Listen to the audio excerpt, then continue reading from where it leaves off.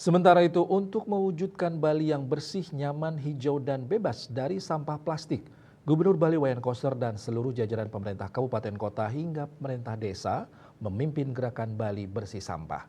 Gerakan ini tidak hanya melibatkan jajaran pemerintah, namun juga mewajibkan pihak swasta atau pelaku usaha dan industri untuk turut mendukung serta mengikuti komitmen tersebut. Pecinta lingkungan Ketut Udi Prayudi mengatakan permasalahan sampah di Indonesia khususnya di Bali yang merupakan tujuan pariwisata masih menjadi masalah sampai saat ini. Masalah sampah harus menjadi tanggung jawab semua pihak, tidak hanya menjadi tugas pemerintah saja. Dengan dikeluarkannya SE Gubernur, pihaknya sangat mendukung langkah-langkah pemerintah Provinsi Bali untuk menangani masalah sampah. Ini harus menjadi tanggung jawab semua pihak, ya tanggung jawab semua pihak, tidak hanya kepada pemerintah, tetapi secara keseluruhan kan pemerintah punya peran penting bagaimana menangani masalah sampah dengan regulasinya, dengan anggarannya, dengan program-program kerjanya, termasuk juga sosialisasinya.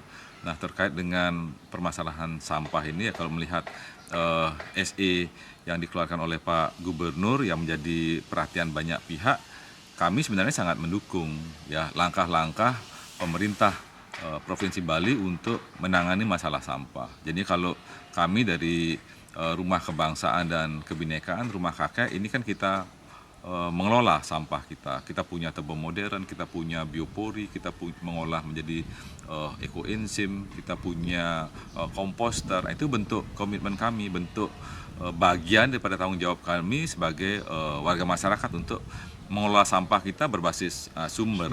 Ya kalau selama ini sebelumnya mungkin kan SI-nya adalah secara keseluruhan. Sekarang kan lebih difokuskan. Desa adat, bagaimana desa adat itu mengelola sampahnya di lingkungan adatnya masing-masing. Sampah tidak boleh keluar dari wilayah desa adat lah. Termasuk juga sekolah, termasuk juga perkantoran. Ini harus benar-benar dilaksanakan. Tidak hanya sekedar surat edaran, tapi satu pengawasan, yang kedua penegakan hukumnya, yang ketiga juga support anggarannya. Ya jadinya selama ini kan barangkali desa adat, bantuan desa adat harus disisihkan untuk pengelolaan sampah. Dana desa harus juga disisihkan untuk pengelolaan sampah. Termasuk juga retribusi wisatawan asing.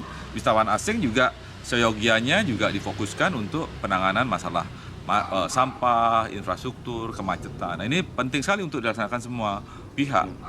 Kita harus bersungguh-sungguh untuk melaksanakan itu. Dengan komitmen semua pihak, permasalahan sampah yang selama ini terus menjadi momok diharapkan benar-benar bisa teratasi. Saputra Bali TV.